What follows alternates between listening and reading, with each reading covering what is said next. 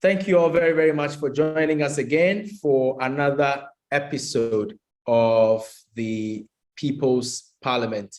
The People's Parliament is a weekly parliamentary accountability show brought to you by the kind courtesy of Parliamentary Network Africa. Parliamentary Network Africa, as you know, is a civil society parliamentary monitoring organization that ensures that parliaments are accountable, parliaments are open, transparent, and encourages citizens' participation in its work. And once again, we want to welcome you immensely for making time to join us on Facebook. For those of you joining us also on YouTube, welcome. Remember that as the conversation goes on, you can continue to remain interactive with us by tweeting at us at PN Africa Watch, sending your messages using the hashtag People's Parliament, both on Facebook, on Twitter, and on any other platform that you have joined us on. My name is Sammy Obeng, and I'm excited to be with you today for this awesome conversation. Today, we're discussing a very interesting topic. We're looking at the first meeting of the third session of the 8th Parliament, how it has gone. As you may be very much aware, the Parliament of Ghana for this year resumed sometime on the 7th of February. And then, of course, it sat on several meetings until it went on recess on the 31st of March, last Friday. So between 7th of February and 31st of March, Parliament sat for 31 sitting days. Throughout these 31 sitting days, we saw the Parliament discussing many important issues. There were many controversies. There were many issues that came to the public attention and got the people talking. Parliament has now officially gone on recess for the first meeting. They are on break for the Easter period. But we need to discuss and bring to your attention, our cherished viewers and listeners, the very issues that took place whilst Parliament was sitting, so that we can be able to break them down for you, so you can be able to understand them and appreciate them.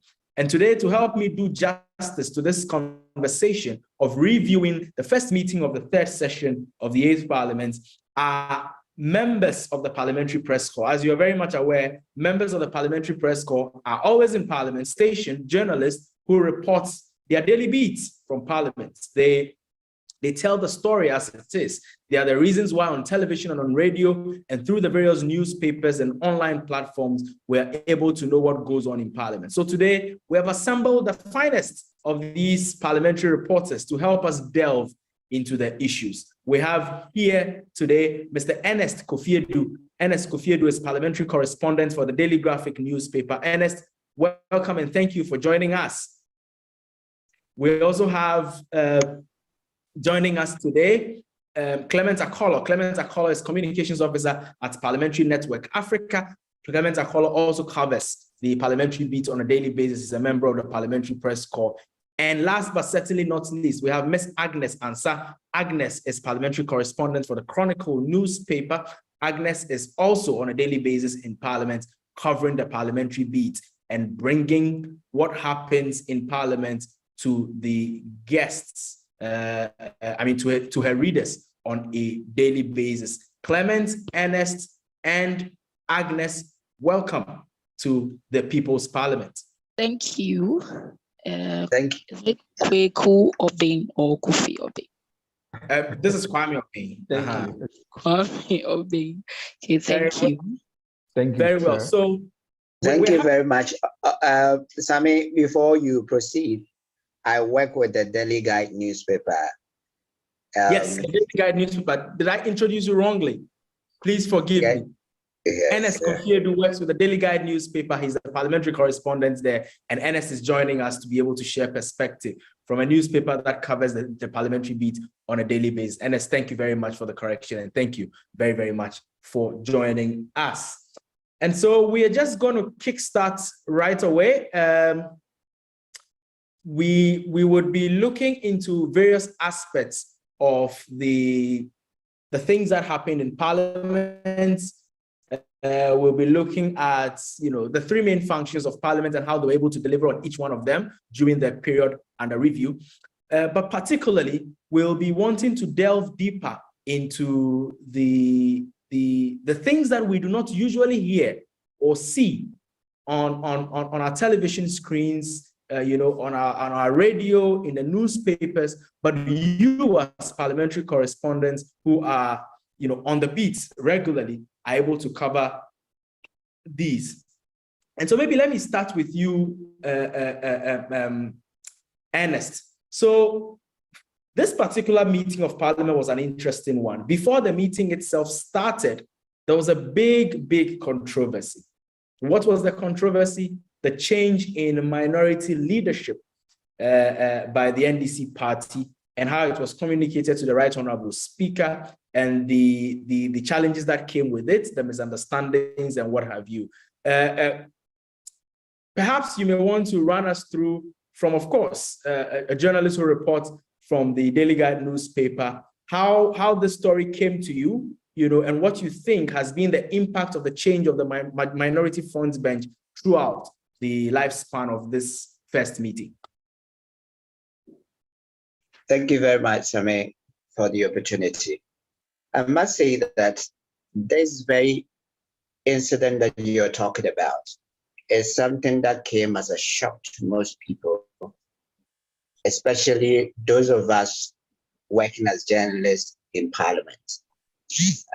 It's never occurred to anybody that the minority was going to change their leadership in such a manner. Be as it may, change is part of mankind, and therefore there is nothing that you could do about change, especially when the party's laws actually support such a movement. And therefore, the changes have been effected all right. But there was an impact. An impact is that,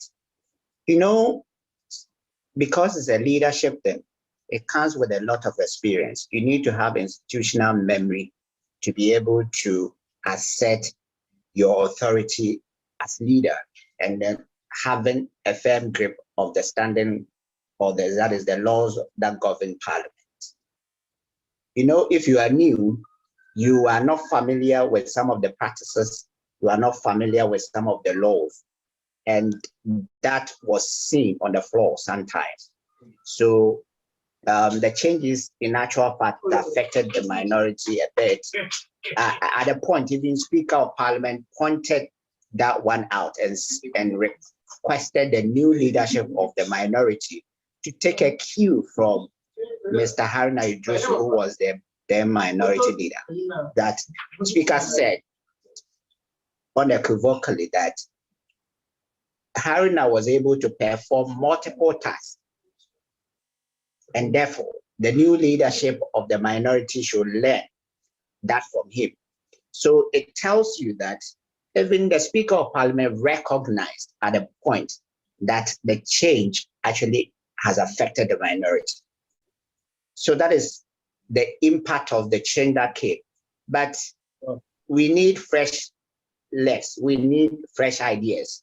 And therefore, this minority leadership also come with their own thing. And that with time, we know that they will be able to assert their authority and get a firm grip of the law.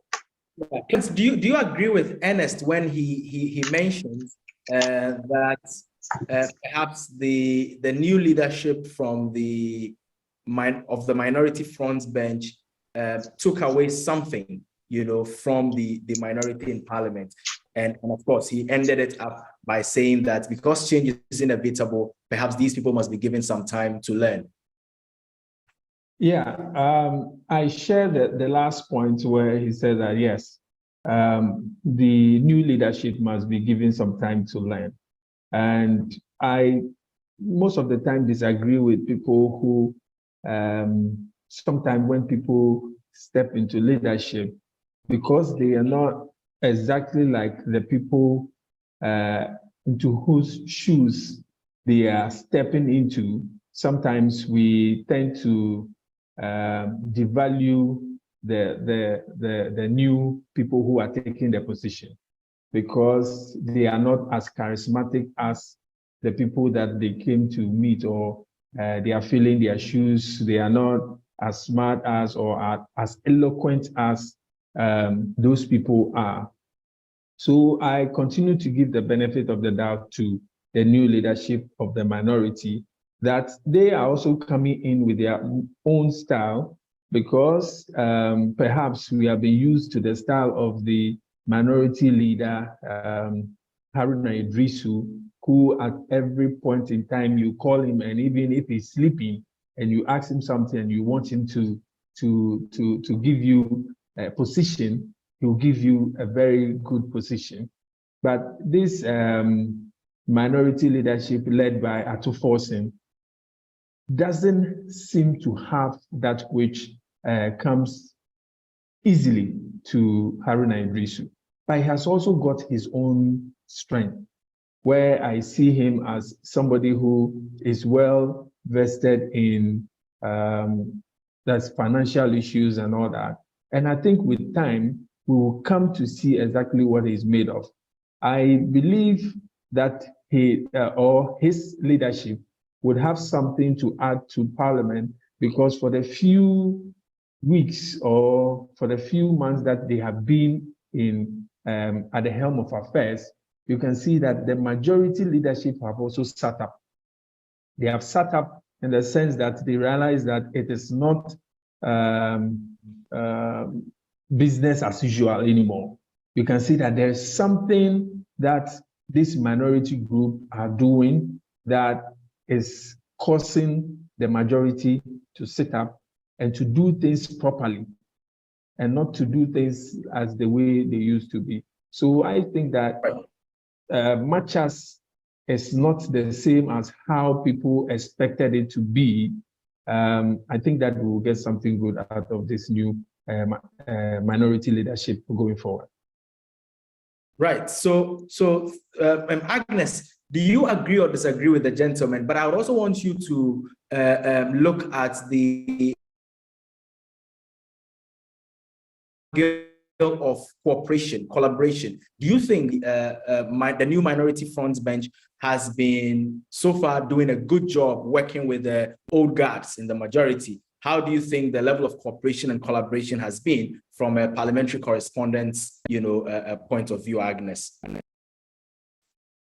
Agnes, if you can hear me, you need to unmute so that I can also hear you. Yes. Okay. Excellent. Okay. All right. So your first question, if I agree with what the gentlemen have said so far. Well, yes, about the fact that, there has been some great change. For instance, when you take the whip position, it's usually requires someone, who is very radical. So if you look at somebody like Muntaka, that's the former chief whip, if you look at him, he is very radical. You see him moving up and down. And so that is the caliber of people we usually want to see as being a chief whip. But I'm not saying that Kwame Agbodza is not radical or is not doing well. But it is too early, so I wouldn't say so. But if you compare the two now, you would see that Muntaka really had an upper hand when it comes to controlling the members of parliament, ensuring that if there is any vote to be made, they are in the chamber to do so, because that's the duty and the responsibilities of a whip, to always ensure that members are in the house to cast their ballots when they need be, or to take any decision. So that is what I would say on the whip. And then so Agnes, you are saying, and you are kind of agreeing with Clement on the bits that people have different styles. Sometimes there are certain styles or leadership traits that are expected, and when people do not see those traits, they tend to perhaps put one above the other. But on the bit about collaboration, cooperation, do you think these people have been able to warm themselves well into the job and are collaborating and cooperating well with the majority front bench? Yeah, I would say that. I would say they are collaborating well because, well, even though they are a minority and we expect them to always object to government businesses or proposals, but we also don't want an obstructionist minority. So I think they understand that job very well and they are doing well. For instance, when you take the bills that were passed just last Friday, you heard a little noise that, oh, we are not going to pass, we are not going to do this. But then at the end of the day, all the 3 bills were passed. And then people made the argument that they could have called for a division instead of a head count, but they chose to use, a head count. So even though they may not agree on the proposals, but I think they understand that, look, we are all members of parliament, we are all colleagues, we all want the betterment of Ghana, and so there must be some level of cooperation. So I think they are really doing well when it comes to that. Yeah. Right. Agnes thinks that they are doing well when it comes to the cooperation and the level of collaboration that the new minority front benches seem to be enjoying with the majority front bench, which is made up of old guards. But I come back to you, Ernest, and still at the periphery, of the meeting before we delve into the main issues of the meeting. One big issue that has shown how critical it could become is the issue of the numbers in parliament. Of course, after the 2020 elections, the people of Ghana, perhaps by some divine arrangement, voted 137 members of parliament on the majority side, same number on the minority side, went further to have just 1 independent member of parliament. In fact, when you want to call, I always argue that the conversation has to be about male and female members balance. You have the same kind of balance also, because 20 female members on the minority side, 20 on the majority side, 117 members on the majority side, same number on the minority side. The numbers issue, the Serajua Safo factor, the days when critical decisions needed to be taken and people having to whip their members in line, the unfortunate situation with the demise of Honorable Philip Baswa, may his soul rest with the good Lord, the issue of Jachikwe Kwesin, the Asin North member of parliament, still lingering in court, and he been asked to stay out of parliament. How are all of these dynamics playing out when it comes to whipping people in line to be able to vote on a particular critical matter in parliament? And for you guys who are in parliament on a daily basis, when these things are happening, tell us, give us a walk into the things that we do not see on TV. Samuel, thank you very much. I must say that the numbers game is something that always plays out in parliament. You cannot take it away from the kind of parliamentary democracy that we are practicing. Always that issues of contention. Like before I go into that, like my colleagues were saying, we have seen instances of cooperation, and we have seen instances where cooperation actually became difficult. And it's about positioning that we take on issues, that is on policy grounds, and the differences between the two parties who are having MPs in parliament. So those things actually have affected the way this parliament is running. But to come back to the issue of numbers, this close numbers or the near hang parliament that we have, because of the, I'm saying near hand because we have the independent candidate doing business with the ruling party MPs, who somebody would say he holds the balance of power between the two political parties now. And these numbers game actually plays out anytime there is a contentious issues in parliament. That is where you see the whips actually do the kind of job that Agnes was talking about, whipping their members in line into the so that they can take a vote, whether secret, whether head count, whether division, all of that. We see it's always playing on the floor.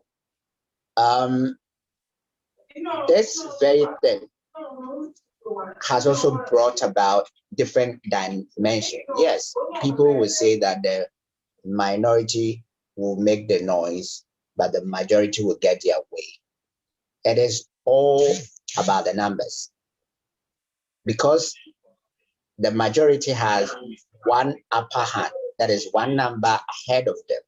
That is it gives them the edge to be able to pass whatever bill or whatever policy or motion that is on the floor that requires simple majority. So most of the motions that we have in Parliament, they require simple majority. It's not about the other issues like removal of the speaker or a president or those things that require either 2/3 and 1/3. Those differences are not part of the daily activities in Parliament. So obviously the simple majority, you need to bring your numbers together to be able to win. But because the very important thing that this government has suffered is because most of the constitution also requires MPs, half of the ministers are from Parliament. And therefore, many of the ministers of this government are also parliamentarians.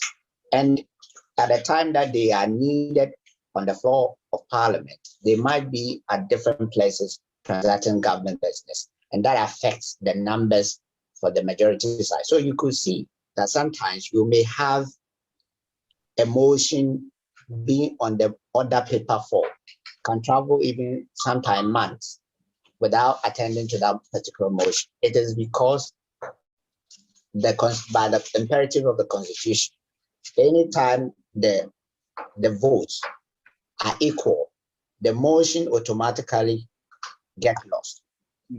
And the majority and the minority, all of them, they know these nuances of the Constitution, and therefore will make sure that they have their numbers before such a decision is taken. That is the number games that they play in the House, and it plays out most of the times on decisions that are contentious, that they are divided, that you see that there are positions that have been taken, strong ones on party lines. Right. Clement, so Ernest is of the view that whereas issues of members of Parliament who are also serving in the executive branch has always been an issue that affects the party that is in power by way of the numbers, it has become even critical. It has become more critical in this current Parliament because the numbers are that close. And of course, we've come to the situation where we have been on the edge on many occasions, both the majority and minority side, on whether they have the numbers, they do not have the numbers. We've seen instances where they have tried to postpone the votes, either sides try to postpone the votes just so that they can be able to get the numbers at the next available sitting day and what have you, even calling for suspensions and what have you. How important is this to the level of work that gets done on the floor of Parliament or that does not get done? How does it frustrate government business or promotes government business? How does it promote the volume of work that Parliament gets to do or otherwise, in your opinion, Clement? Thank you very much. I think that we all know that this particular Parliament that we have is a unique one because of the closeness of the numbers. Hitherto, we didn't have this closeness of the numbers, so anything by government that gets to Parliament, gets to pass through because government always had the numbers to push those things through. And we all agreed at that time that it made Parliament to become almost like a rubber stamp. Some people were even calling it a toothless bulldog. So Parliament was not taken serious because anything that the government wanted or the executive wanted would have to go through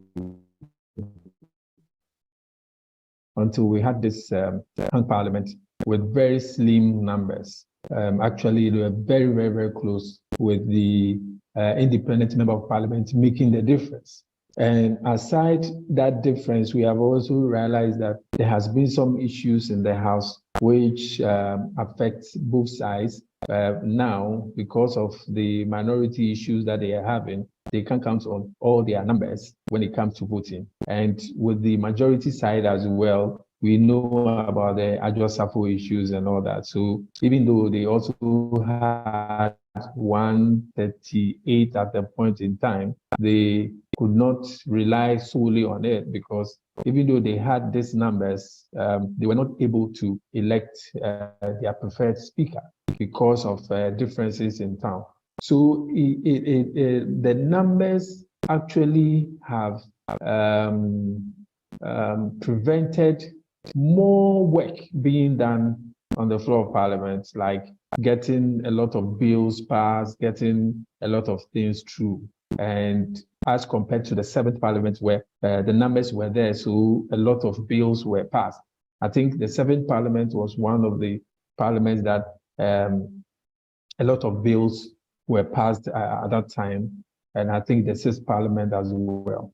But this particular parliament, because of the numbers issues, things are not going the way they're supposed to be.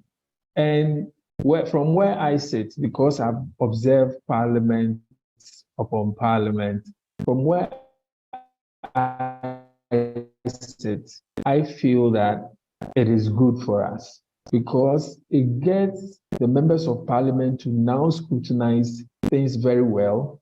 The majority side also thinks through the things that they have to bring to parliament very well before they come. It makes them want to do a lot more consultation before bills and papers and things are brought to the House. So I feel that, yes, even though the numbers are not allowing things to, pass through quickly, it's not making government work fluid enough. From where I sit, I feel that this is where you get parliament working and getting the executive sit up and think through things before they bring them. So if you ask me about the numbers and how it is impacting on parliamentary work, I think that it's good. I think it's good. Right. Agnes Clements thinks it's good. Some have, however, argued that it is because these numbers are increasingly becoming a challenge. That's why even for the entire first meeting, from February right through to the end of March, not much was done in Parliament. In fact, to the extent that on many of the sitting days, the House, resumed quite late, closed early. It didn't look like there is much business to be conducted. Do you agree with these, Agnes? And maybe you may also want to share, you are muted, so if you could unmute, maybe you may also want to share some thoughts on what you think, the numbers is doing to the effectiveness or otherwise of the current parliament. Yes, Agnes. Yes, so Agnes, I was seeking to find out from you, first of all, whether you also agree that the numbers situation in parliament is having a toll on the effectiveness of parliament, and what you think about the school of thought that says that because of the numbers and because of the challenges with it, Parliament did not even do much between February and March, because usually they will come around, they'll start late, close early, and not much work went on as compared to previous meetings. Do you agree? And I'll come to Ernest later on. I noticed that Ernest also is beckoning me to make some comments on these matters. But do you agree with these school of thoughts, Agnes? Okay. At this point, Agnes, your line is quite faint. I'm struggling to hear you. While we look, great, we can hear you better now. Please go ahead. Okay, so yes, so I believe, yeah, the numbers, yeah, with what Clement said, yes, I believe the numbers are impacting on the work that Parliament is doing currently, because I haven't spent a longer time in Parliament than Clement has, but at least I saw the latter part of the 7th Parliament, and the majority, that's the MPP, they had more of the numbers, and so they could get a lot of businesses and activities done. They could get bills pushed through because you wouldn't have a minority who is going to say, no, we are not going to agree, and so they had to suspend and then go and try and talk to them. But this time around, the numbers are so close. It is just one. I mean, right now they've even lost someone. They've lost one of their members, and so we just have 137 and then 136, and the 137, that is even because the independent candidate has chosen to do business with them. So the numbers are almost equal. So you realize that most of the times when a decision has to be taken, they would have to call for division, they call for a vote, and all these things take time. If you observe the last sitting, that was on Friday, you realize that at a point the minority wanted to call for a division, and then the majority said, come on guys, look at the time, we can't go through this. Even the Speaker of Parliament said that if you want us to take a division, if you want us to now call everybody and count them, no, the time is fast spent and we can't go through this. So I think that indeed the numbers are really impacting on the work that Parliament is doing right now. It is not making most of the businesses that they want to transact, it is not making it go fast. So yeah, that's true. Very well, Agnes. Thank you for sharing those thoughts in there. So, Ernest, let me come back to you because I see that you've been wanting to make a comment on some of the issues that we've been talking about. But while you do that, I would also want you to, because we are now moving into the issue of what's the big issues were, what stood out for you as the big issues. But let's hear your preliminary comments on this particular matter before we come to the issue of, what stood out for you as the big issue during the period. Okay, Brosami, what I want to add to what my colleagues have said is that you could see clearly that at the end of whatever consultation that we have to understand that the numbers have actually delayed some of the things that are supposed to be done. It has actually slowed down business of Parliament. But at the end of the day, let's ask ourselves, what happens? What is the outcome? The people that they don't want to be approved, they get approval. The businesses that they don't want to approve, they all get approval. Like the instances of the justices of the Supreme Court. Okay, there were 4.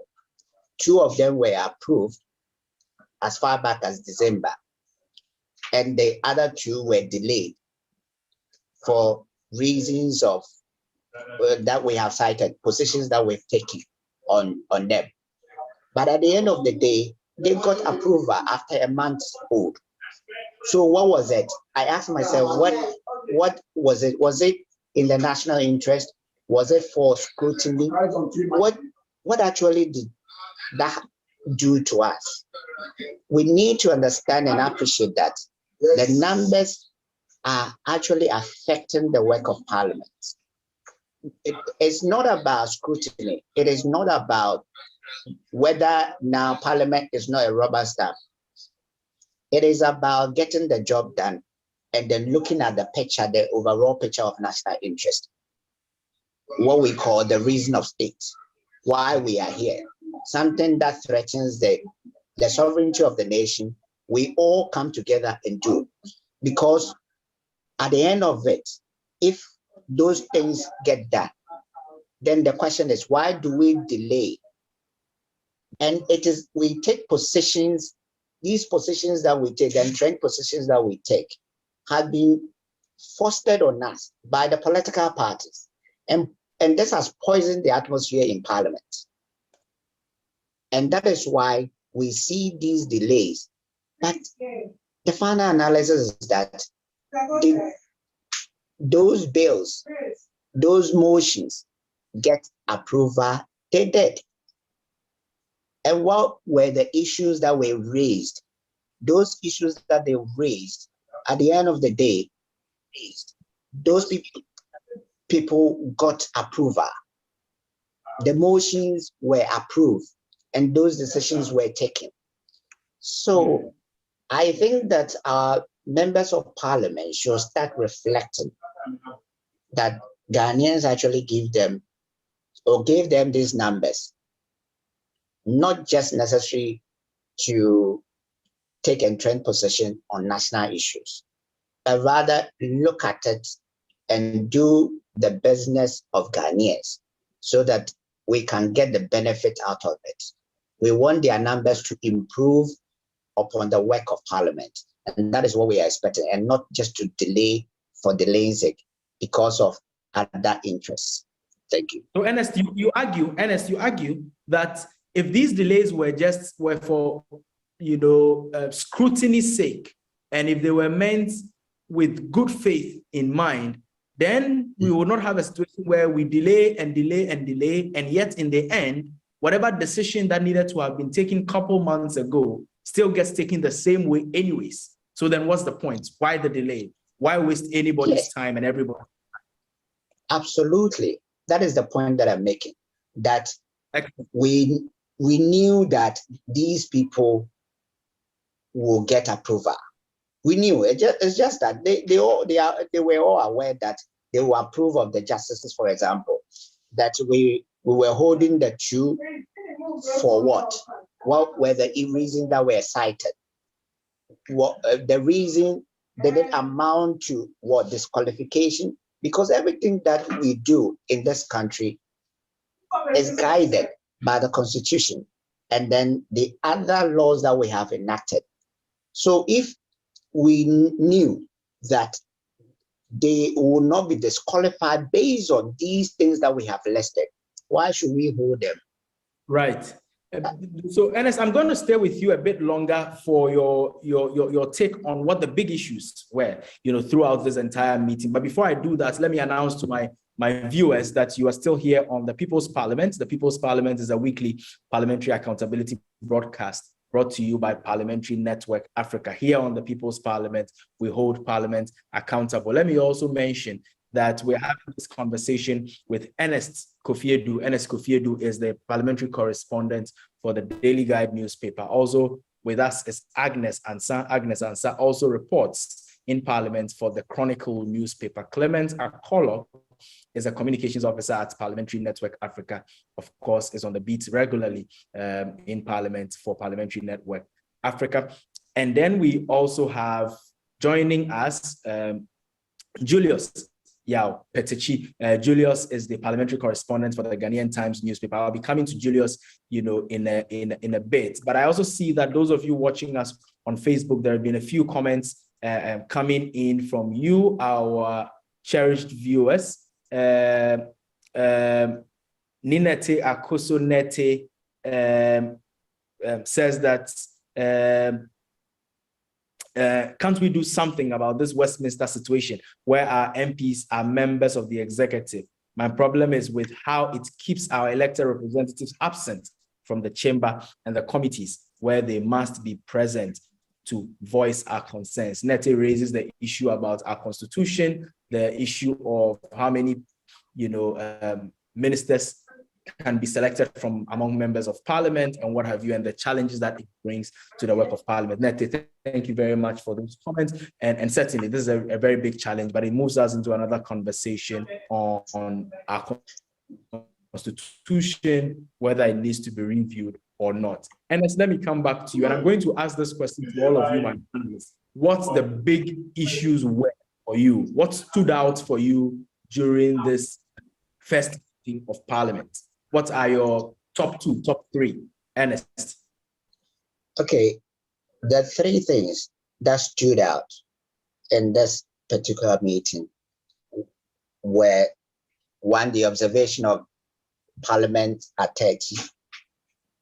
2, the pre-laying consultation by the East, and then 3, the changes at the leadership front of the minority. These were the major issues for me in this particular meeting. And for Parliament at 30, we know that for the entire year, they will be celebrating the 30th anniversary. There may be a lot of things that will be going on. We'll be following that. We've already spoken about the minority front bench and the changes that occurred there. So these, 2 of your issues, solidly have been dealt with. The third one is the one relating to the EC, and maybe give us some bit of a background on why it was a standout for you. It was a standout for me because the pre-laying consultation is not part of the constitutional arrangement that we have. But then Parliament found a way of consulting with the EC on its proposal to make the Ghana card the only form of identification for new voters, that is prospective voters, to be registered onto the voter register. Because of that kind of arrangement, it was new to us, but it was taken upon by Parliament, and that in itself have been able to shape, or is about to shape, what the draft bill will be. Because however, let me provide this, and maybe this for the learning of our cherished viewers and all of that. You recall that a couple of years ago, we had a CI coming to Parliament. It was a CI also from the Electoral Commission. Parliament made some adjustments to it.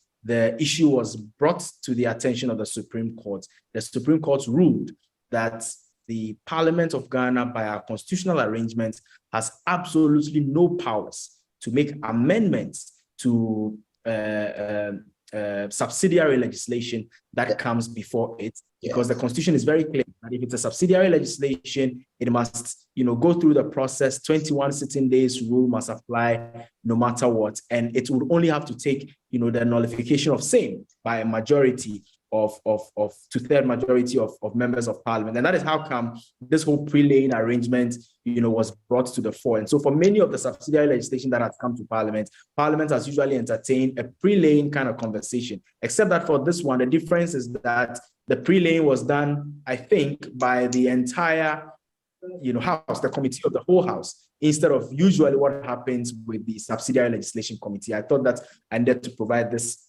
angle so that at least it helps shape our conversation. Over to you, Ernest. Okay, so and that is why I said that this one stood out. It stood out because over the years we have seen that happening at the committee level, but this time around it was elevated to the committee of the whole. And not only that, the media were allowed to participate fully. They brought on board that is the National Identification Authority, officials of the National Identification Authority, also to come and speak to matters that were related to them. Okay, besides that, the Finance Ministry the officials of the Finance Ministry were also there to give assurances and the rest of it. So if you look at it in totality, that's what, yes, the bill, the draft has not even come up yet. We don't have any bill as we speak before Parliament. It was a proposal. No CI has been submitted yet to Parliament by the Electoral Commission on this. This is just pre-laying. This is a pre-laying meeting that they had. And the meeting, it was not just one, it was 3 times. That they started with the Special Budget Committee. The Special Budget Committee actually met them. The Subsidiary Legislation Committee met them, and they elevated that meeting into the Committee of the Whole. So you could see that there were 3 levels of meetings, and that makes this one stands out of all the rest that have happened. It tells you the the magnitude of the issues involved, that the argument was from the minority was that, no, the Constitution makes it clear that people have the right to be registered and vote for any candidate that they needed. And therefore, you cannot use other laws to block them. And I think that the majority have also seen to it that, yes, the argument is very sound, and therefore we all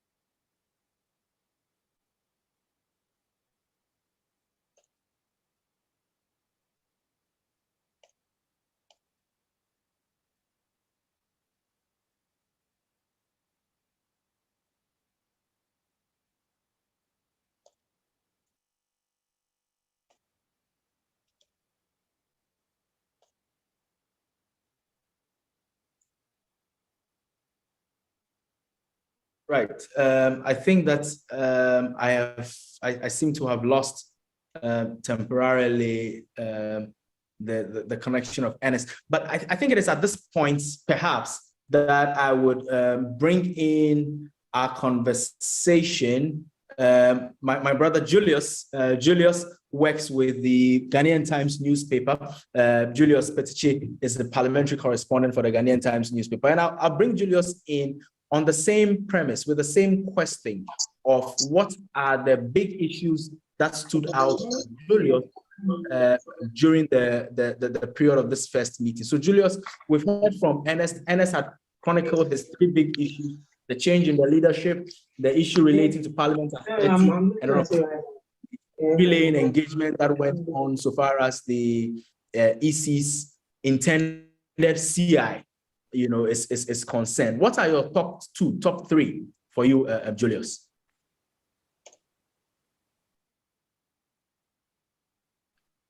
Do we have Julius? And if we do, Julius, would you want to unmute so we can hear you? Because I think you're muted.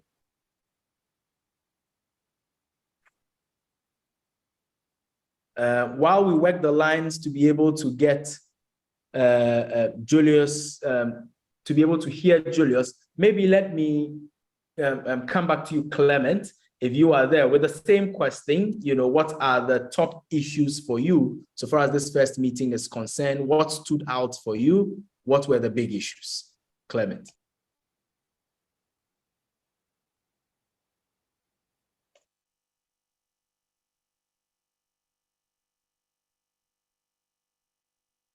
Yeah, thank you very much. Hello. Yeah, thank you very much. I think I was sharing the points that Ernest was talking about earlier on with regards to the rejection of the CI. I think it was one of the poignant points for me. That's why I was saying that this particular hung parliament that we have is a novelty, and it's something that I see positives in. Hitherto, when the EC brings its CI to Parliament, you hardly get these consultations going on. This Ernest says that they have met for about 3 times on this CI alone. Why is it that this time that is happening? It is happening because of the contentious issues, because the majority doesn't have what it takes to push these things through once and for all. So this has brought the House to ensure that all these things go through, to ensure that we have consultations. If it had been left for the EC alone, everything should be pushed through so that they will have their way. But you realize that the process is not only for EC, it's for all the stakeholders that are involved, including the political parties and all that. So Parliament has now become the forum where some of these contentions and tensions and issues are resolved.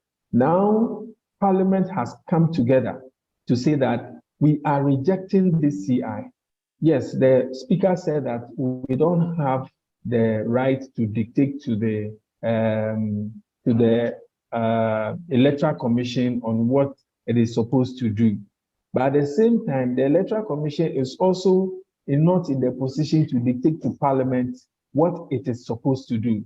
So it is going to be a win-win situation where the Parliament is now trying to tell the Electoral Commission that we don't agree with these areas. These are areas that our people on the ground do not agree that the Ghana card should become the sole identification for acquisition of national ID cards. And these ID cards are not ready. They are not as if they are everywhere or all our people have it. And we have gotten to the point where we think that only the national ID card should be the only identification document that we should use before we acquire. Now, Parliament, based on the numbers and how slim the numbers are, is able to dictate the pace. If it had not been for the numbers, this would not have happened. So that's why I'm saying that we are having good opportunity of a hung Parliament, even though, yes, some people will say that it is not pushing through government work and things are not moving fast and all that.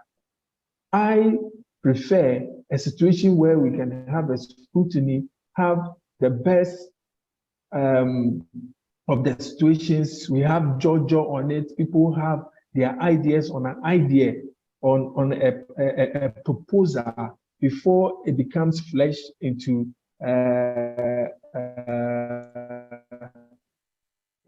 policies.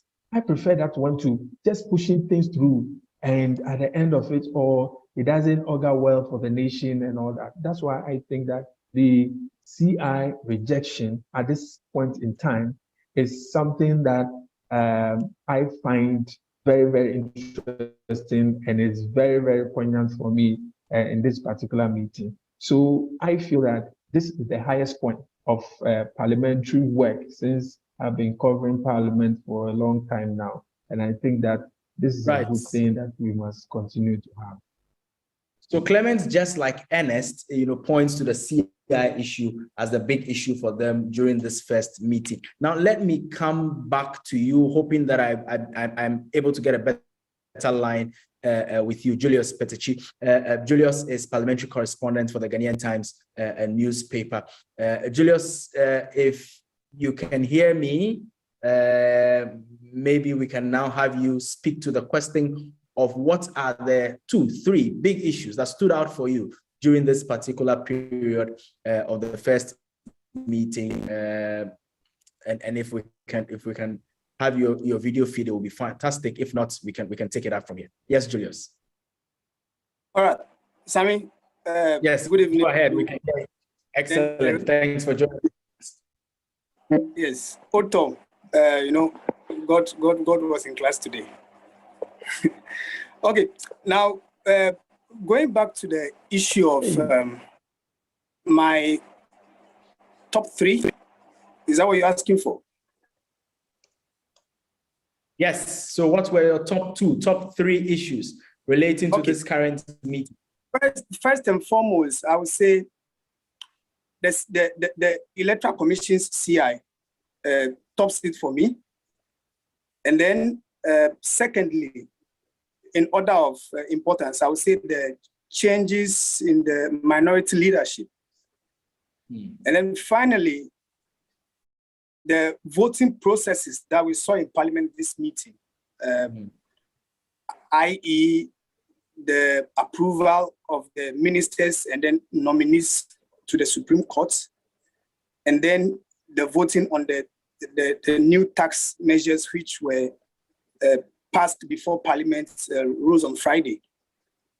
What is it about the voting processes that stood out for you, Julius? Because of course, when it comes to the front bench matter, when it comes to the EC matter, it looks like you are adding them with your other colleagues. They agree with you also on that matter. So on the bit about the voting process, what is it about it that stood out for you? Okay, so Sammy, if you look at the votes on the ministerial nominees, I break it down into 3 categories where you have what I would say is a significant amount of minority votes for the ministers. Mm. But then, if you look at the Supreme Court judges, I think Justice Gaiwu got 138. So 2 extra votes from the minority side. I think it was 130. I think you got 2 extra votes from the minority side. 138 for one of the justices, 137 for the other justice. So 1 for one and 2 for the other. Yes. Yes. So you look at the judges, and then you see that the numbers are most almost a par. But if you look at the ministerial nominees, you could see as many as 30, if you like, minority people voting for them. Was that strange? These are their colleagues. Was that strange? These are their colleagues. They sit with them in parliament every day. They can be able to lobby them. What do you think? So what is your extrapolation of why it happened? So before I come to that, let me go to the third leg of it, which was the voting in parliament on Friday. Because it wasn't a secret vote. So you had all 136 minority members being counted. So I mean, if that were to be a secret vote, I bet you we're not going to get 136 minority members voting for it. Why do you think so? So because people would have to lobby, and then there's that guarantee of secrecy. So if I go into the ballot box or the ballot booth, you don't see whether I voted yes for the tax measures or not. But then if it's a collective, we are called that we should, all those who are in favor of this particular motion get up. You don't expect a minority member sitting down in our parliament. You may have these examples in the UK, in the US, and other places. But in our parliament, they ship you in line. So if you look at the 3 votes, the one on the ministers, because there was that secrecy, and the ministers could in person talk to their colleagues. Oh, Charlie, you know, these are mates, they went to school together, they attend the same churches, you know, they've been in school. So people reach out to Charlie, oh, what's up? I mean, the way we did, yeah, this thing shouldn't be a big deal for us. You understand the point I'm coming from, Sammy?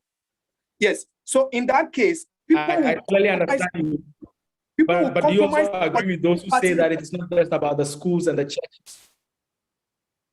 No, not. I was checking with you, Julius, that you agree with those who say that it's not just about the schools and the church affiliation, but there were also money exchanging hands. So I mean, there is no evidence to point to that effect. But what I can say for sure was that people reached out. I don't know in which form, but people reached out. People definitely reached out. You get it?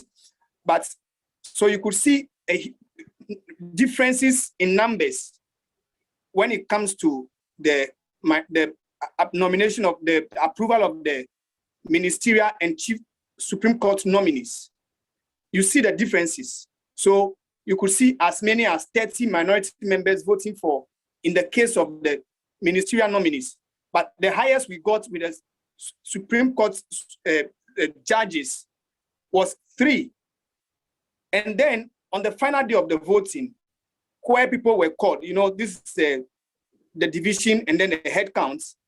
The division never happened though, but with the head counts, you could see that all minority members were available. So if you look at it, you would say that maybe the SHIP system worked. Perhaps. So that's my pick for me. Right. Thank you very much, Julius. So Julius has brought in the angle of the voting systems. The fact that there were 3 votes, critical votes, all 3 produced 3 distinct sets of results. In one case, people lobbied people in different forms and shapes. To borrow Julius's words, people reached out to people in different ways, different forms, different manner, and they got as many as 31 in one instance, of members of the other side voting to endorse some of the ministers. Then, of course, on the bit about the judges, perhaps because they are not stationed in parliament, they are not colleague parliamentarians, they could not garner as much votes. But even with that one got at least one from the minority side, the other got at least 2 from the minority side. And then when it was to be done in the open, we saw that everybody was rallied, everybody was whipped in line, and everybody went in a particular way. So it brings about the nuances around secret ballots versus open ballots. What could be the results if these are the various voting forms that get used in Parliament? Agnes, I come back to you to also share with me before I go back to Ernest, who I lost at some point. But to you, Agnes, what were your top 3 issues so far as this particular meeting was concerned?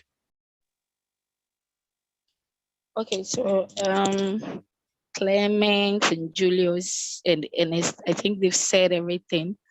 So I'll just talk about the ministers and deputy ministers appointments. Yeah, and what I would say about it is that I thought everything that happened was interesting because for the fact that there was a directive from the General Secretary, even before the vetting started, that these 6 people should not be approved because they are going to add on to the expenditure that the country is incurring so far. And you heard all the noise that was going around that, yeah, indeed, we are not going to approve it.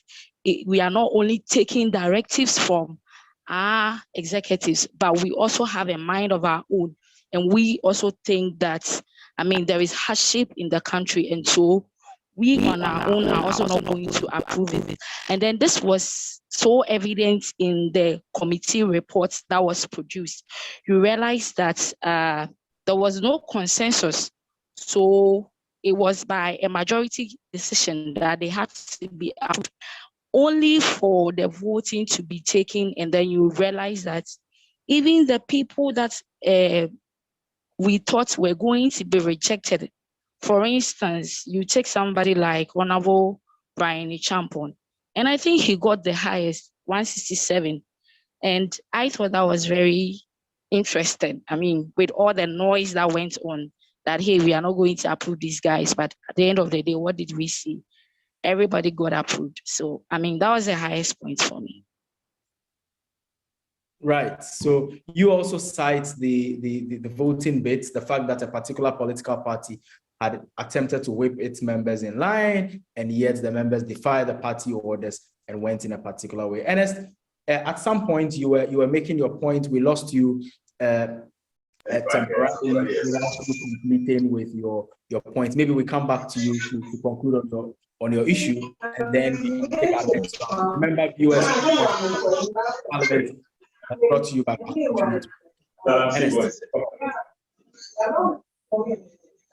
So, as the point that I was making was that the pre-laying bits, the elections, and everything should tell you that yes, the scrutiny is going on, but then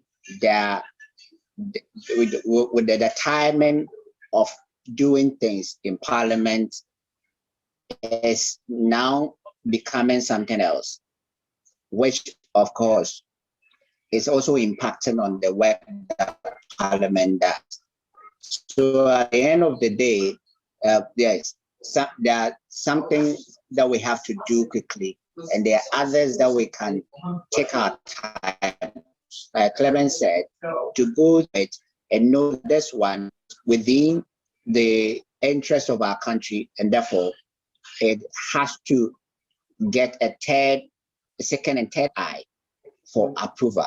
So with a bit of the relaying thing that I was talking of, you could see clearly that this is a very I don't know how to describe it. It's the issue involved is something fundamental, and that is why you could see that all the MPs are coming together in spite of the, like you said, in as much as it was a minority position. I think the minority has been able to reach out to the majority, and they have all reached the consensus that the EC should add this to the new draft CI that preparing. It tells you that Parliament can at times also cooperate and collaborate to be able to achieve an end. So that was the point that was left out in the prevailing meeting that we were talking about. Right, that is Ernest Kofi Addo. Ernest Kofi Addo is parliamentary correspondent for the Daily Guide newspaper. Ernest, who are members of the Parliamentary Press Corps, who reports Parliament on a daily basis. Agnes Ansah has been sharing some views and thoughts also on the subject matter. Not to have Agnes and Ernest on the call, we also have Clement Akolo. Clement Akolo is communications officer here at Parliamentary Network Africa. He also monitors Parliament on a daily basis. We have also been hearing from Julius Petichi. Julius is the parliamentary correspondent for the Ghanaian Times news paper. And these gentlemen and lady have been sharing some amazing thoughts with us, reviewing the just ended meeting of Parliament. As you are aware, Parliament resumed on Tuesday, 7th of February, for the first meeting of Parliament this year. They stayed on for 31 sleeping days, and last Friday, 31st of March, they went on recess. People like to describe that recess as the Easter break, the Easter recess. We are hoping that they'll be coming back sometime in May, when the party primaries of the NDC, is over, so that they can continue with their work. So my guests have been sharing their thoughts on the big issues that stood out for them. Now I'm going to take another round with all of my guests on a set of selected issues where you may want to pick one or two or all of them to make some comments on. We've already spoken about the ministerial nominations and the approvals and the voting process, so I would not want us to spend too much time on that. But we know that our country has been going through a lot of economic turmoil. There's been an economic crisis. His Excellency the President describes it as such. Ghana is having negotiations with the IMF. It's a matter that's come up a lot of times on the floor of Parliament. In fact, to the extent that, the domestic debt exchange program that Ghana is negotiating with the IMF is becoming part of the IMF negotiation deal. The finance minister was called upon to apprise the House on the subject matter. But even in the midst of an economic crisis, we've seen that there's been a few loans, or there's been, loan agreements brought before Parliament for approval. There's been several tax exemptions brought before Parliament throughout this first meeting of Parliament. So there's the economic side, the economic crisis situation, the fact that even for the NDC party and its national chairman, the reason why the current minority leader was selected is that he's the economics whiz kid, and because economics will be a very big issue on the floor of Parliament, he was selected so that he can be able to debate, vigorously on the matter. There was also the State of the Nation's address delivered by His Excellency the President to Parliament, a constitutional imperative, that was done during the course of the meeting. There was the issue of bills that got passed. Maybe my guests may remember a few that they think stood out for them. Of course, three of them that has been spoken about extensively were the three revenue bills that were, passed last Friday. But even apart from the revenue bill, we know that a private member's bill, the criminal offenses amendments, bill was also passed. A bill that decriminalizes attempted suicide and rather puts it within the domain of mental health, you know, a mental health situation for some health precautions to be taken rather than putting the people who attempt to take their lives in jail. We have seen also that Parliament works in committees, and the various committees, there were a lot that happened. The Public Accounts Committee had been sitting for some time during this particular period. They dealt with some very, you know, big issues, including exposés, if you may, on spending of COVID funds, as was put across by the Auditor General in one of its bit. That matter came up, you know, during the period. There's also the Constitutional, Legal and Parliamentary Affairs Committee of Parliament, some of the work that they've been doing, you know, the brouhaha around the referral to that committee on what has been commonly known as the anti-gay bill, you know, and whether to lay the report or not to lay, whether there is a delay or no delay, whether the committee was overwhelmed by the number of memoranda they received or they were not overwhelmed. Of course, there were many times that Parliament sat as a committee of the whole, and many of you have cited a few of those examples, you know, and why it was quite interesting that those processes were used. And of course, members of Parliament, many of them asked many questions, made many statements on the floor of Parliament using these tools of questions and statements time as are available to members of Parliament. Of all of these litany of issues that I have outlined, you know, if you were in your newsrooms, perhaps the question will be asked, what angles will you take to these issues? What were the angles to these issues that perhaps made them big or made them very important, you know, in the conversations that took place during the period under review? And I'll start with you, Clement, on this for you to share thoughts on any of the issues that I had lined up. You may also want to share thoughts on all of them if you so choose, while I remind my viewers that this is the People's Parliament, brought to you by Parliamentary Network Africa.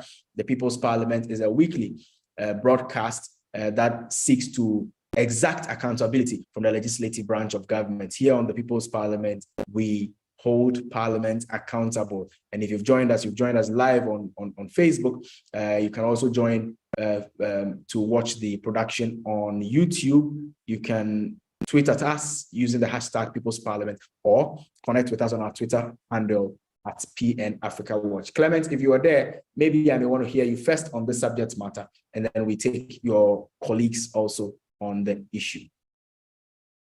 All right, thank you very much. I may want to take you on a very sober or sudden or sad tangent. Recently, we've realized that some members of Parliament, or that's gotten to the point where a member of Parliament has even lost his life. And just on Friday, we also had a near fatal situation that happened in Parliament concerning one of the members of Parliament as well. And some of the members of Parliament who are doctors have had occasion to raise matters about the health issues of members of Parliament because of the conditions under which they find themselves working at very odd hours, staying for a long time, trying to stretch themselves and all that. Perhaps because of the closeness of the numbers, everybody or the both parties want to rally their people around, making them stay for a long time at one place in order to ensure that their positions are canvassed. I want to say that members of Parliament have not been taking care of their health. And therefore, we have members of Parliament going through some situations which is not the best to talk about. I think nationally, we are not a people who are concerned about the health of our people. And some of these things are playing out at the highest places in office, like the Parliament House. Last time, what happened to the Kumawu member of parliament, for instance? He came to the house because there was someone to be there. And I understand he was not feeling well, but he had to be there at all costs. Yes, we know it's a political price to pay, but do we pay these particular prices at the cost of human life? And I think that from time past, members of parliament have stressed themselves to the extent that even if the inevitable doesn't happen when they are when they are serving members of parliament, immediately or just a few years after they have left the house, we all know what happens to them. So this is at the point where we will now want to appeal to the authorities of state to ensure that the lives of these members of parliament are taken into consideration and given the needed attention. Somebody in trying to deal with this issue was saying that is a member of parliament was saying that there may be a need for them to build a hospital for the members of parliament, especially for members of parliament. That too, I don't agree. I think that if they are building hospitals and trying to ensure that the health of the entire membership of the nation is best, then we should invest in it for all of us, and to ensure that we take good care of our health in everything that we do at the national level, at the local level, I mean, at every point in time, so that we will be seen as a people who are concerned about the hard and soft issues at the same time. This is national parliament. This is the House of Parliament. So if anything good will come for the nation, it has to begin or initiate from the House. So this is, yeah. Yes. So maybe while you wrap up on that, because I may also have to take the thoughts of your other colleagues on this particular subject matter. So yes, beyond the health matter, maybe if there's any other one that stood out for you, because yes, the health matter is a very important matter. Of course, like you rightly noted, on Friday we saw another one being brought in an ambulance to be counted, to vote. Many have asked the questions whether in the name of wanting to have the numbers, members of parliament must be put through such situations. But that's a conversation for another day. Which other one of the litany of other issues would you want to pick and speak to while I move next to Agnes? Yeah, so the vetting and approval of the nominees for the members for ministerial appointments. You notice that the whole nation actually was not very happy with the number of ministers that the government had. And the minority has created the hope of many Ghanaians that they were not, or they were going to ensure that these new ministers that were coming were not approved. But unfortunately, their numbers didn't help them. And unfortunately, their own members also didn't step up to the plate. There were so many reasons given for that, but whether it is true or it's not true, what matters is that what the people had wanted from Parliament and had wanted Parliament to do for them, it was not done. So at that point in time, that is where I come to the point and I say that, is Parliament really living for the people? Is Parliament that is supposed to be the people's representative really representing the people? Because if you walk on the street of the country and the usual concerns of the people is not what is reflecting in Parliament, then you will have cause to think that then maybe Parliament is not really living for the people. So I will want the situation where the people's representative will reflect what the people really voted them to do. It's debatable, though.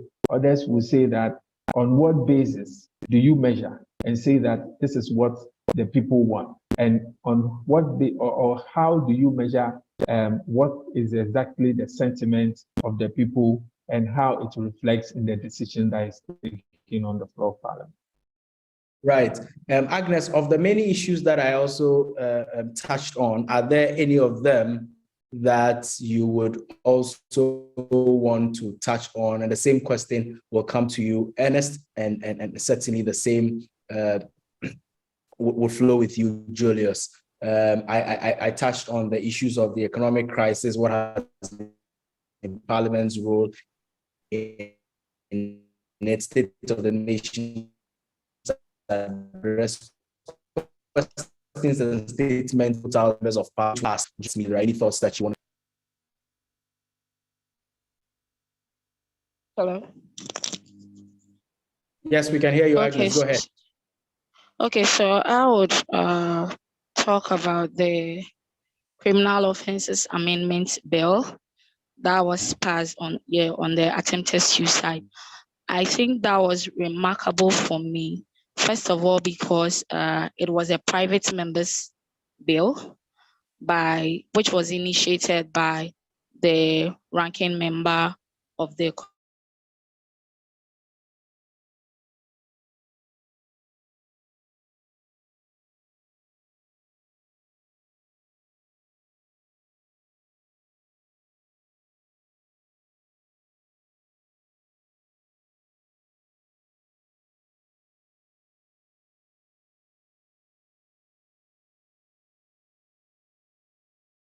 I seem to have lost Agnes's feed there.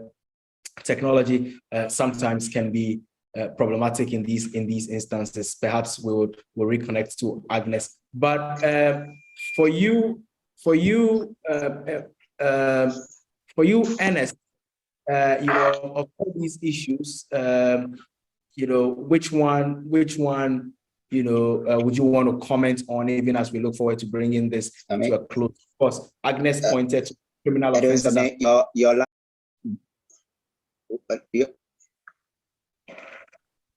Yes, Ernest. Okay, so if I heard you, your line was breaking a bit, but if I heard you, if you are asking me what is my take on some of the things that you mentioned, absolutely. I will also talk about the Criminal Offences Act, which was started by Agnes. I must say that we have to first of all commend the Member of Parliament for Akachi South, Bernard Ahiafo. He did a good job. He actually initiated, this is a private members bill initiated by him to get that portion, that is Section 57(1) of the Criminal Offences Act, to be repealed, and then that of the Mental Health Act, that is Act 846, also to be amended.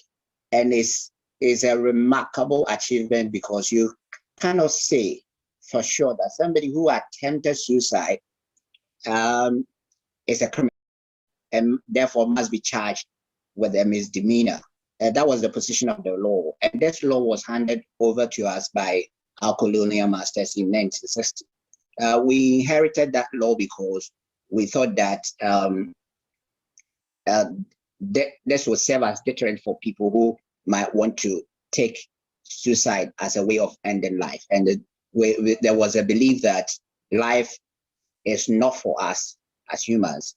It's God created life in us, and therefore, if you take life, it means that even if it is your own life, the state has a responsibility to protect every life. And therefore, if you attempt it, then we criminalize it. So by Parliament decriminalization of this particular portion of the law, I think is a good achievement for this parliament. And I dove my hat for them for taking such a bold decision, because if you speak to these health officials, they will tell you that attempted suicide is part of the extreme mental disorder that we have. So if you have listened to people who have attempted suicide before, they will tell you a lot of things that you'll be shocked. So, and then if such a fellow or one of our compatriots goes through such an experience and the action is criminalized and therefore can end you in an imprisonment, then of course we are not doing well to bring our people to a good state of mind. So in this sense, that is why I want to say that I commend the Member of Parliament for identifying this as a problem of our country and then making sure that Parliament passes a law to change this.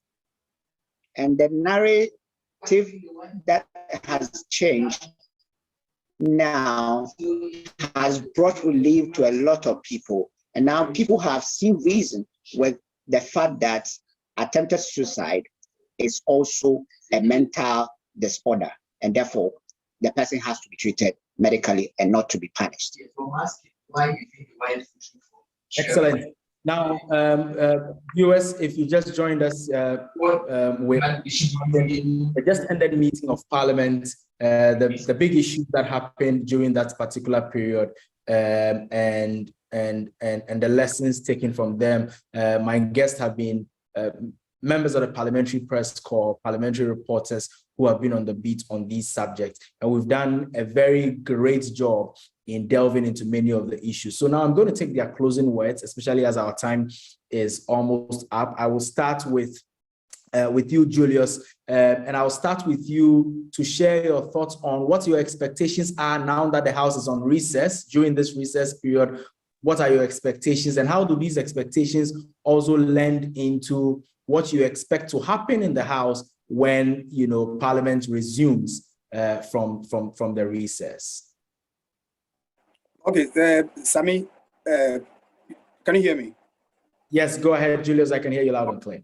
Well, before I go to my expectation, let me share a little thought with you, which has to do with the second question you asked. What other?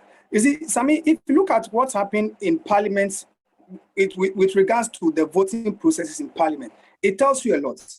So on Thursday, when the vote on the ministerial nominees were expected to be taken, you saw the Honorable Baswa. He was in Parliament that day, but Friday he didn't show up. When Speaker was announcing his death, Speaker said that he collapsed. Speaker said the Honorable Baswa collapsed in Parliament. So that should be on Thursday. And then on Friday, when the vote was taken on the tax measures, a member of Parliament who had an accident was driven to Parliament to be counted. It tells you how we take politics above any other thing in this country. It was so embarrassing. Yes, you need the number, but do you have to take somebody's father, somebody's uncle through that experience? I was thinking that probably, once he was involved in an accident, the Honorable Tuferu didn't have an idea where he was, where they are taking him and all that kind of stuff. So people have a responsibility to protect human dignity. For me, that's one thing we should also consider. But then if you ask me what my expectation will be for next meeting, I expect the minority to regroup. The minority has been fractured with the leadership changes that happened. They've been fractured somehow. I expect them to regroup, and the factions therein, those who think that Haruna should still remain their leader, people should reach out, they should come together and regroup. I'm sure before the dates of resumption is not out yet, but I'm sure before then, they would have gone through their primaries. And some of them will come back knowing very well they will not return in 2025. And that could affect their delivery in Parliament as well, Sammy. Very, very well, Julius. And yes, these are interesting angles that you bring on there. When the primaries are over, if people lose their seats, how is that going to affect, their performance and participation and effective participation at that in Parliament? That was Julius Yao Petechi. Julius is parliamentary correspondent for the Ghanaian Times newspaper. Julius, thank you very, very much for making time to join us today. Now, let me take your closing words. Agnes, your expectation during this recess period, and also when the House comes back from the recess. What are the additional thoughts you may want to share aside the ones that Julius had shared? And then I'll go to Ernest, and then I'll close up with Clement.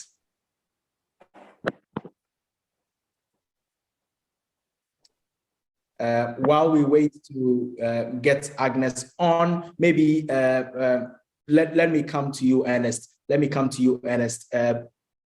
The House is on recess. Yes, Julius was right. We are not too sure of the exact date that they are coming back, but we know that it certainly will be after the NDC primaries, which is slated on the 13th of May. During this recess period, when they come back, what are your expectations, Ernest?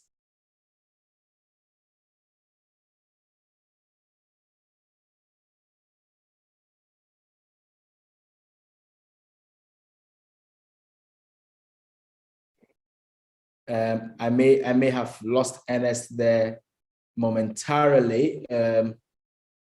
So let me move to Clement again, as we are racing against time. Clement, what will be your closing words? What are your expectations? All right, thank you very much. My expectations, I feel that we are going to have the minority side closing their ranks. I mean, they need that very much to close their ranks before they come back in the next meeting, because if they don't close their ranks, it's going to affect them very much, and it's going to affect the work of Parliament as well. And then also, I also expect the majority to do their homework well, because going forward, I see some challenges ahead of them, because after their primaries, it's going to be very difficult to have the attention of members of Parliament coming in to rally around the government as they have done. The whips are going to have a lot of challenges getting the people coming to Parliament as they have done, because at that time, if people lose their primaries, they have very little interest in what goes on in Parliament. So looking at the closeness of the numbers, they are going to need every single one of them, even after they have lost their primaries, that their commitment to Parliament should still be there. The same applies to the minority as well, because they are also going for their primaries, and after the primaries, be getting the best of the members of Parliament. So I see some challenges ahead, but I know that if they are able to close their ranks and they know exactly what they are about, then we'll have a better day in Parliament. Some of us, our concern is that the people's representative will represent the people and do good to the interests of the people. That is our interest mainly. That people representatives represent the people and certainly do good to the interest of the people. Thank you very, very much, Clement. Clement Akolo, sorry, I've had to cut you in there for the lack of time. Clement Akolo is communications officer at the Parliamentary Network Africa. He follows the parliamentary beat on a regular. He's a member also on the Parliamentary Press Corps. I don't know if I still have Agnes there to be able to share with us her closing words. Yes, we do have Agnes. So Agnes, in closing, what are your thoughts, recess, expectations for when they come back? Okay, so Sammy, one thing I realized was that I mean, members were sitting very late, and this also affected the number of bills and businesses that they had to transact. So in the next meeting, I expect that sittings will commence on time so that more can be done, so that we don't have to sit for late. Because like my colleague said, I mean, they need to take care of their health. And so if you are able to come for us to start sitting on time, then we can all close early, go home early, and be safe and healthy. Thank you. Agnes Ansah is parliamentary correspondent for the Chronicle newspaper. Of course, she's also particularly interested in the health and safety of in that if they report in good health, they'll be able to do some good work for the people of Ghana, and then they can also stay healthy so that they can be able to represent their people. I'll end this up with Ernest Kofi Addo. Ernest Kofi Addo is the parliamentary correspondent for the for the Daily Guide newspaper, and Ernest may also want to share his closing thoughts on expectations. Thank you very much, Sami. What I expect from members of parliament when they return to the House is to collaborate and cooperate more this time around, to be able to work together, because you could find from this session that just ended, the meetings meet, Agnes said that they were keeping us waiting more because they had to do the background consultation a lot, and because of entrenched positions that were taken on issues. This time around, I'm expecting that when they come back, they will be able to cooperate and collaborate and work together for our interest and push the nation forward. That is what, and also, you know, the standing orders, they've said time and again that they want to review it. I am expecting that this meeting that is ahead of us, they'll be able to take that opportunity, that window of opportunity to work on the standing orders so that we can have that one. Because they have all agreed that some of the committees should be chaired by the minority, and that will give effect to the kind of work that they do. And even as we speak, the current standing orders regard we, the press corps, members of the press corps, are strangers in the House. I want that kind of change to be effected in this new standing order. So I'm looking forward to it when they come for the second meeting of this third session. Thank you very much for the opportunity. That's Ernest Kofi Addo. Ernest Kofi Addo is parliamentary correspondent for the Daily Guide newspaper. Of course, he brings in a very interesting bit. Parliament seems to have been playing lip service on the issue of revising its standing orders. Every now and then they talk about when the revision would actually take place, but it never seemed to happen. Thank you very, very much, Ernest Kofi Addo, correspondent for Daily Guide newspaper. Julius Yao Petechi, parliamentary correspondent for the Ghanaian Times newspaper. Agnes Ansah, parliamentary correspondent for the Chronicle newspaper, and of course, Clement Akolo, communications officer at Parliamentary Network Africa, also a member of the Parliamentary Press Corps. To you, our cherished viewers, thank you very, very much for making time to join us. And we are happy that you were able to make the time for us. We are confident that in subsequent times, you'll be able to make some good time to join us on this all-important discussion, the People's Parliament, where we hold the institution of Parliament accountable. My name is Sami Obey, and I'm happy that I was able to do this together for the past 90 minutes. We will come your way again sometime later on the People's Parliament, where we hold Parliament accountable. Remember to continue to communicate with us, continue to engage with us on our various social media platforms, on Facebook, Parliamentary Network Africa, on YouTube, Parliamentary Network Africa, on Twitter, at PN Africa Watch. And we'll continue to stay interactive with you. Parliament is on recess, but of course, the people of Ghana still need all the energies, you know, being pumped up, especially around this time when the country is in some very difficult and challenging moments. Enjoy the rest of your evening. It will come your way again later. Bye-bye.